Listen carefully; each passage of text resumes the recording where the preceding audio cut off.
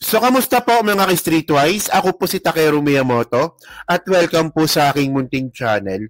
So, mga kababayan, muntik na pong magpang-abot itong si Kiko Barsaga at saka si Sandro Marcos sa loob ng session hall dyan po sa Kongreso. So, makikita po mamaya natin sa video na medyo uminit din po yung ulo ni Congressman Garin po dito kay Kiko Barsaga. And by the way, mga kababayan, ano bang problema niya ni Kiko Barsaga? Ano ba yan? Baliw ba yan? Sinto-sinto ba yan? No, kasi ang point natin dito, no, sa history po ng mga congressman, siya lang po gumawa nito, ng ganyang klaseng pag-aasta. And by the way, no, medyo na-research nga po natin itong educational background ni Kiko Barsaga. College dropout pala to. No? So, di naman problema, no, kung makagraduate ba o hindi, pero pag-usapan natin mamaya yan, no. So, ito yung nangyari pala. Ito, nakuha natin to from the Politico, no. So, caught on camera, okay, Kiko Barsaga stands face off with Sandro Marcos, Janet Garin intervenes. Okay. So, ayan. So, sabi dito, no? Okay. The Congress just got a little spicy. Okay, Cavite Representative Kiko Barsaga, the young politico, was been wagging an anti-corruption fight in Congress. Had a tense encounter with Ilocos Norte Representative Sandro Marcos and Iloilo Representative Janet Garin on Wednesday. So, kanina lang po ito nangyari, no? So, ito nakakatawa dito eh. Barsaga posted on social media a 30-second clip confronting Marcos about his uncle, former House Speaker Martin Romualdez, while Garin tried to intervene and grab his phone away. Okay. So, may actually, trending naman itong video po na ito, no? Pero panoorin natin mamaya, no? Okay, Romualdez recently resigned from the top House post amid allegation linking him to budget insertion and flood control anomalies. Okay, Barsaga earlier pushed for the inclusion of the President Kasin in the government probe on corruption. Okay. So ngayon, ang point natin dito, no, tinuturo din pala ni Kiko Barsaga na kasabot itong si Martin Romualdez sa flood control corruption. Okay. So actually, meron na pong investigation sa Blue Ribbon Committee, no? Wala naman pong nagtuturo kay Martin Romualdez doon. Bukod po dito kayo sa mga diskaya, na alam naman po natin na naghuhugas kamay lang, no? So, wala pang ebidensya, no? So, mamaya, babalikan natin yun mamaya, no? So, continue natin. Sabi dito, nagalit si Congressman Marcos, nagalit si Congressman Marcos at Congressman Garin, Barsaga caption on his video on Facebook. Okay. In the clip, Barsaga approached Marcos so ito yung pala yung video. Alam ko na panood yun na ito, no? Pero panoorin ulit natin para mas masaya. So, ito yan. Kakatapos lang ng DOJ hearing. Ayan mo. Sandro Marcos. So, DOJ hearing, ibig sabihin nito, kasi budget deliberation po ngayon. So, ang pinag-uusapan ata nila dito yung budget sa DOJ. Oo. Dami natin. Yes. Good afternoon. Good afternoon, Kiko. Kumusta na yung cash ni Tito Romualdez mo? Yung ano pala? Yes po. Oh, ayaw sumagot. Ayaw sumagot. Natatakot. Huwag ganyan, boss. Huwag ganyan.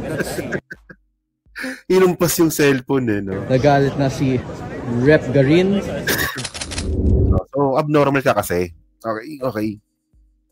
So, actually, no, kanina po sa group chat namin, nagalit si Chris Ulo dito. Kay Kiko Barsaga, galit si Chris Ulo. So, di ba tayo, nakakapasok tayo ng Congress, di ba? Kapag may hearing, pag may request tayo. So, gusto ata ni Chris Ulo, no, na, Takero, punta tayong Congress, lusubong natin si Kiko Barsaga. At seryoso talaga siya. Okay, so tingnan natin, no, kapag may hearing at nandoon si Kiko Barsaga, subukan naming makapasok, no. So ngayon, no, sinerch ko nga itong background nga po ni Kiko Barsaga. Ito pala yung educational background niya, no. Okay, saan na ba?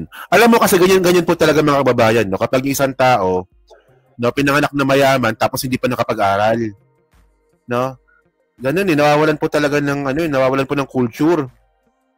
Parang sinto-sinto nga sa ito, Okay, basahin natin yung yung background niya, no? Educational background niya. Sabi dito, Barsaga had delayed his college pursuit as of 2017, di ba? Duties political preparations. So hindi siya nakapag-college noong 2017 kasi nga po tumakbong councilor ata ng Dasmariñas, Cavite, no?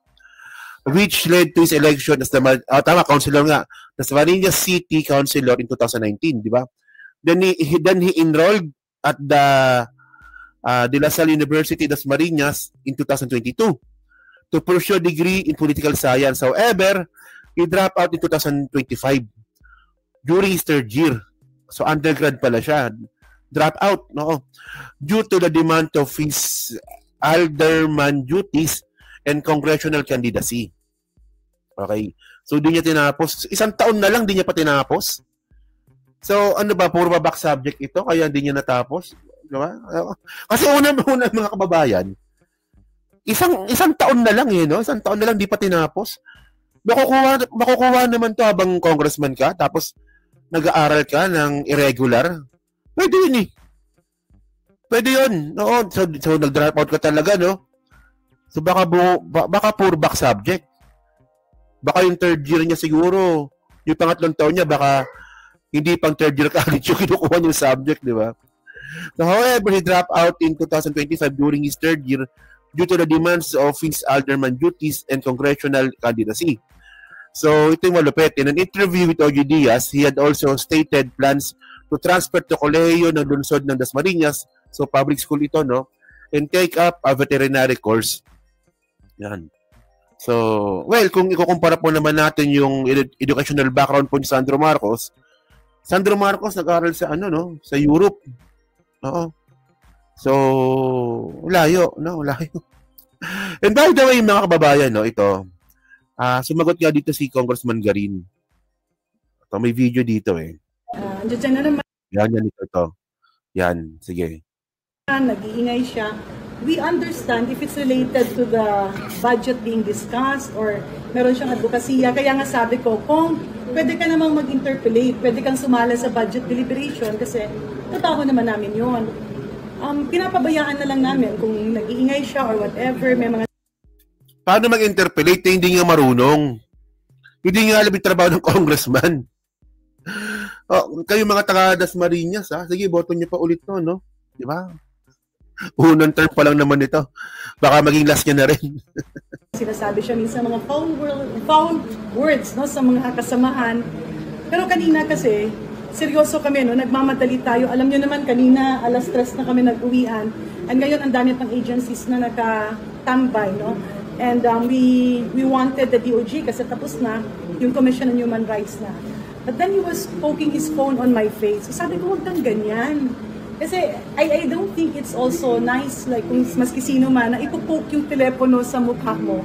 Kasi nag-uusap kami ng iba o sino pang mga magtatanong, ano yung mga tatanungin questions. Yung iba na hindi makakatanong. Okay na. So ngayon, no, itong video po kasi na to, nakita ko po yung comment ng mga tao dito. Karamihan po ng mga nag-comment DDS. So ang kinakampihan nila dito, no, si Kiko Barsaga.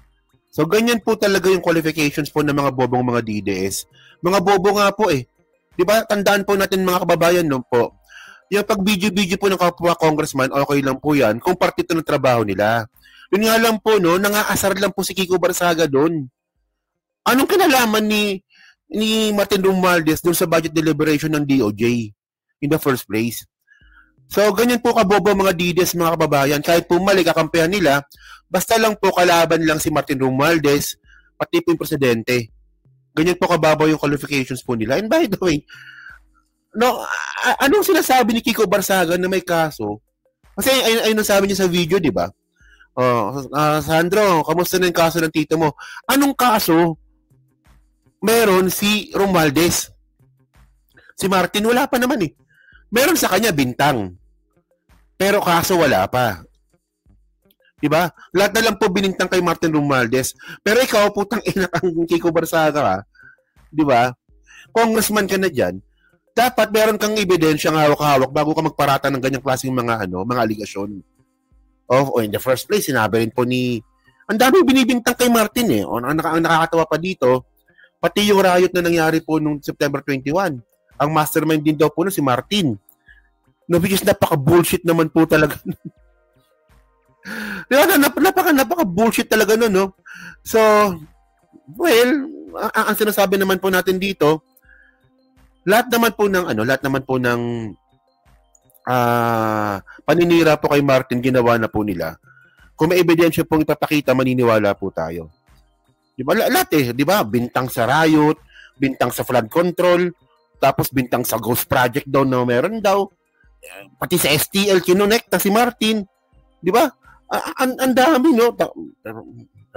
Pero by the way, no, hindi po natin matatawaran po yung mga nagawa po ni Martin Romualdez dyan po sa Kongreso nung siya po yung House Speaker dyan.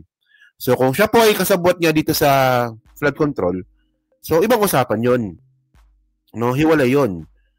At kailangan talaga siyang makriticize po doon. Pero ang sinasabi po natin dito, maghahanap po tayo ng ebidensya para po mabash po natin, no? Para mabatikos na po natin si Martin. Kasi lalabas dito, si Martin pala yung pasira sa admin ni PBBM. Kung totoo yung bintang, ngayon wala pa eh. No? So, sino yung source ninyo? Kiko Barsaga? Si Kiko Barsaga yung source ng mga DDS? Ang mga diskaya na nagnakaw din? Come on, di ba? So yun mga kababayan, no, may topic lang po ito, no, kasi medyo trending nga po talaga itong ginawa ni Kiko Barsaga, no. And nako, lagot ka kay Chris Ulo, no. Ito, nagme-message na naman sa akin, binabasa ko nga. Nagme-message na naman sa akin ngayon habang nagsushoot ako. Gusto niyo daw po talaga pumunta ng Congress para harapin si Kiko Barsaga. Ay, kalala nyo naman yung si Chris Ulo, di ba? Yan. So, yun, no. So, ano nga po masabi nyo nga po dito sa ginawa nga po ni Kiko Barsaga, no? Ano ba para ba sa inyo? Ethical ba yung ganung klaseng gawain? No? Sa tingin niyo ba normal pa ba siya? Actually, no, sabi pa ng mga DDS, si Kiko Barsaga ang tawag dito, ang modelo ng Gen Z. Talaga. Ang babaw talaga, ang babaw. Ang babaw talaga, no? So, basta makikriticize lang po, basta kalabanin lang si Martin tsaka si BBM, idol na po ng mga DDS yan, kahit po sinto-sinto. Sakto, no? Di ba? Puta si Sara Baliw, si Kiko Barsaga, may saltik sa ulo. O si Kibuloy, Manyakis, no? Puta lahat na lang, no? You know, so, comment lang po sa baba at binabasa ko pong lahat yan, no? At syempre, dyan po sa Team Replay, pa-like, pa-subscribe. Yung nakalabisan, pa-share na rin po ng video po na to. So, thank you mga ka-Streetwise. Kita na lang ulit tayo sa susunod nating content. So, thank you, salamat, and babush.